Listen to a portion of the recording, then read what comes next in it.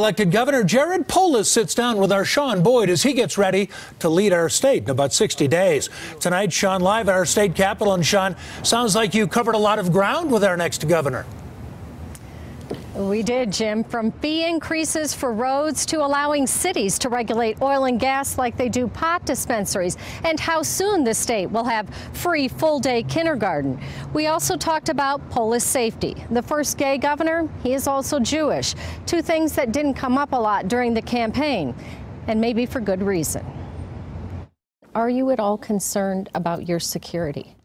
Well, I think we live in a day and age where we have a level of public discourse which is, getting to the danger level. I think part of my challenge as governor will be how do we bring together and heal this divisive rhetoric. One of Governor-elect Jared Polis's many challenges, and unlike his predecessor, he doesn't shy away from controversy. He wants more local control of fracking, comparing it to marijuana. No city is forced to have marijuana dispensaries. And if they do have them, they choose how many to license and how to run that program.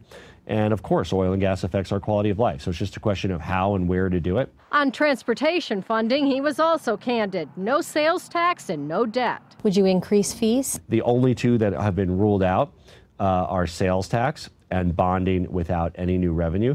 That doesn't mean that anything is ruled in either, Shaun. Same goes for health care. We are open to all solutions from the left and the right to help reduce those costs. Meaning a Medicare for all option, a central part of his campaign, is not a must-have. All-day kindergarten is, and Polis says it will happen as early as next year. He also wants strings attached to education funding. We should be able to have a say in making sure the money reaches the classroom, generally meaning two things.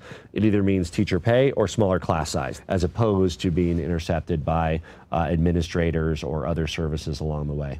It's an ambitious agenda, but Polis ran on big, bold ideas, and he says he plans to follow through. It's drinking from a fire hose, Shaun. I mean, the minute you're elected, there's no holiday, there's no honeymoon.